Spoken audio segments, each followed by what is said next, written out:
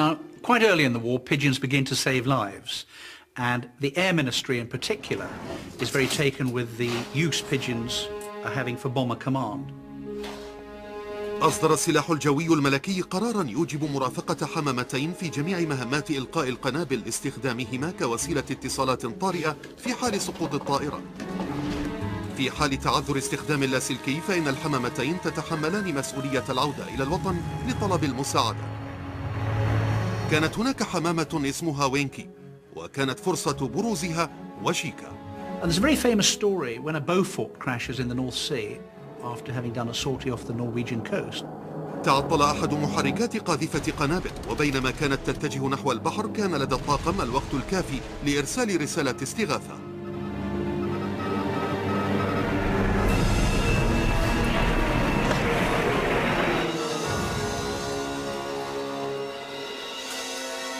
في قاعدة في اسكتلندا تم استلام رسالة الاستغاثة فقط لا غير، فقد حطم الارتطام أجهزة الإرسال ولم يتمكنوا من تحديد مكان الارتطام، حتى إنهم لم يعرفوا إن كان الجنود في الطائرة لا يزالون على قيد الحياة أم لا.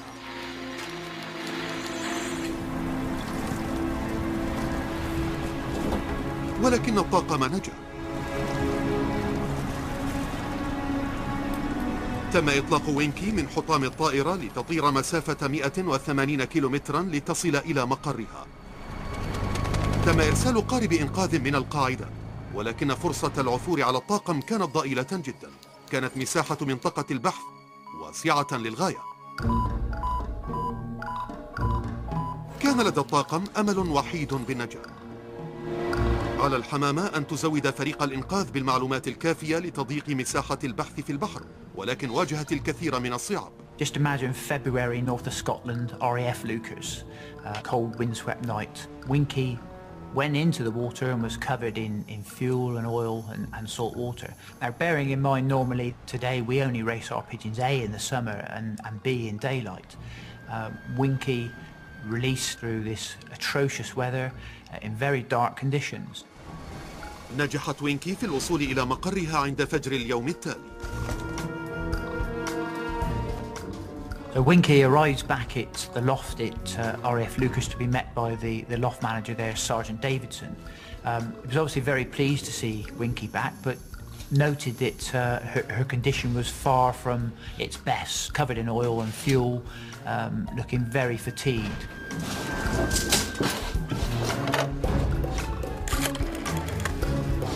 بسرعة قام العريف ديفيدسون بإيصال رسالة الاستغاثة إلى مقر مركز الإنقاذ. Now, the air-sea rescue for the missing aircraft has been called off, but a very clever sergeant spots from the time that it must have taken the pigeon to fly and from the condition of the bird that perhaps they're searching in the wrong place. Air-sea rescue is alerted, goes out again, and thanks to this extraordinary pigeon, Winky, actually finds the downed air crew and rescues them. Well, the crew obviously were so pleased that they held a celebration dinner in the officers' mess at RAF Lucas in celebration of Winky and her handler.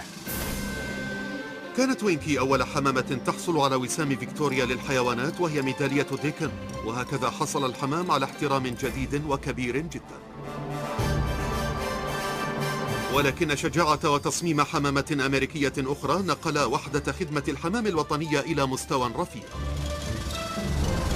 عندما شاركت الولايات المتحدة في الحرب أحضروا معهم آلاف المركبات المدرعة والأسلحة والجنود.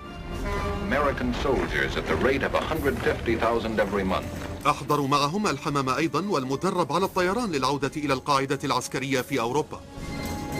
إحدى هذه الحمامات كانت تدعى GI جو، والتي قامت بواحدة من أعظم مهمات الإنقاذ في تاريخ الحرب. في رحلة طيران قصيرة واحدة قامت بإنقاذ أرواح أكثر من 1000 جندي من قوات الحلفاء. There's a very famous story from Italy where the United States Army Air Force are going to do a bombing raid. And in fact, they're just about to bomb a town in northern Italy which has been occupied by British soldiers. ولكن الجنود البريطانيين وصلوا باكرا، والألمان الذين خافوا من الهجوم استسلموا دون قتال. حاول البريطانيون أن يرسلوا رسالة عبر اللاسلكي إلى الأمريكيين ليخبروهم أن عليهم إلغاء الغارة، ولكنهم اكتشفوا أن جميع أجهزة اللاسلكية الخاصة بهم تعطلت. There must be nearly 1,000 soldiers there. They can't get the message back to stop the bomber raid coming in. and British soldiers are going to be obliterated by this American bombing raid, blue on blue. تبعد البلدة 30 كيلومترا عن القاعدة، وكانت الغارة الجوية على وشك البدء خلال 20 دقيقة. Come in. So they had one chance and one chance only to tell the American Air Force that British forces were actually in the town, and that was G.I. Joe. لإيصال الرسالة إليهم في الوقت المناسب كان على G.I. جو أن تطير بسرعة 90 كيلومترا في الساعة، وهي أعلى سرعة يمكن أن يطير بها الحمام. عليها أن تجد مقرها في القاعدة الجوية دون أن تنحرف، وإن لم تنجح فإن القنابل الأمريكية سوف تقتل أكثر من 1000 جندي بريطاني.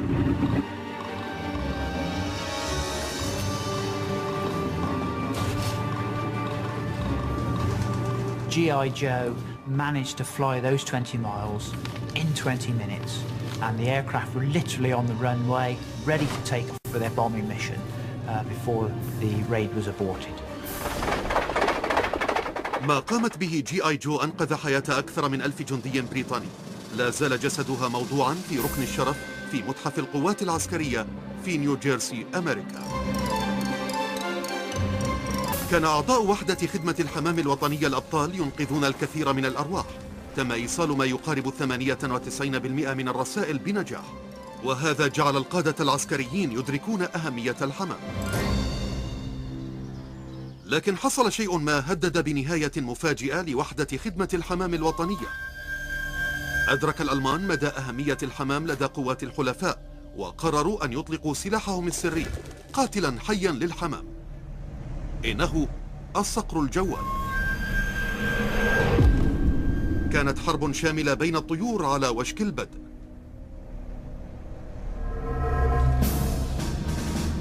الحمام الحربي كان على وشك الدخول في قتال جوي مع أشرس عدو له على الإطلاق. If you're going to use an animal to try and catch a pigeon, you really can't do better than a peregrine falcon.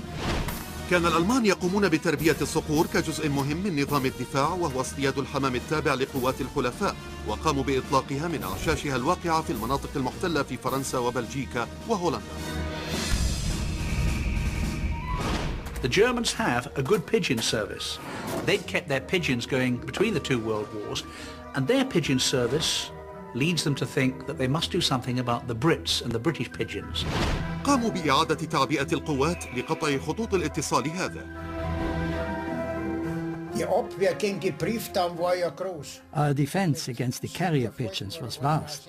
We deployed falcons and hawks. Then we released the falcons to catch the pigeons in flight. Everyone's heard about Spitfires and the Battle of Britain, but there's actually a bird war going on above the Channel with the Germans on one side and the British on the other, and it's being fought with the humble pigeon.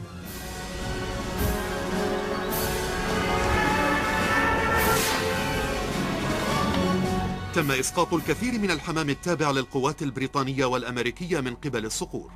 Pigeons eat grain and seeds, and peregrines eat pigeons. They're just extremely well designed for strategizing for catching and killing pigeons. يمكن للصقر الجوال أن ينقض بسرعة 300 كيلومتر في الساعة. The peregrine will zoom down, often with a sound like ripping cloth. It cuts the air so quickly. It's an extraordinary sight. They really, in the barest possible terms, can be seen as a very well-engineered, heavily armed airframe. يرى الصقر الحمام عن بعد كيلومتر ونصف. Their eyes, in particular, are a fantastic adaptation for chasing pigeons. They are so huge they meet in the middle of the skull, and they can see 8 to 12 times better than human eyes. وللصقور أسلحة شرسة. The claws are razor sharp. They're extremely long. They're about an inch long and shiny black. And they're really very lethal weapons indeed. يبلغ حجم الحمامة ثلث حجم الصقر تقريبا، وهما يطيران بالسرعة نفسها تقريبا، ولكن لا يمكنها أن تنقض بنفس السرعة، لذا يمكن أن تهاجم من الأعلى. Pigeons have got eyes designed for spotting predators. They have very wide field of vision, but they have a blind spot. And that's what peregrines take advantage of. صفات الصقور الجسدية المتفوقة تعني أنه عادة ما تكون الفائزة في أي مواجهة مع الحمام، ولكن ليس دائما. مربي الحمام الخبير تشارلي برور كانت لديه إحدى أسرع وأقوى الطيور في وحدة خدمة الحمام الوطنية. في عام 1942، وبعد عدة أسابيع من التدريب تم إرسال أفضل حمامة لديه إلى فرنسا في مهمة كان اسمها ماري أوف إكسيتر. في طريق عودتها تعرضت للإصابة جراء هجوم صقر عليها، وبطريقة ما استطاعت النجاة. تمكنت من إيصال الرسالة التي كانت تحملها. أصبحت ماري نجمة في وحدة خدمة الحمام، ولكن لم يسمح لها أن تستريح.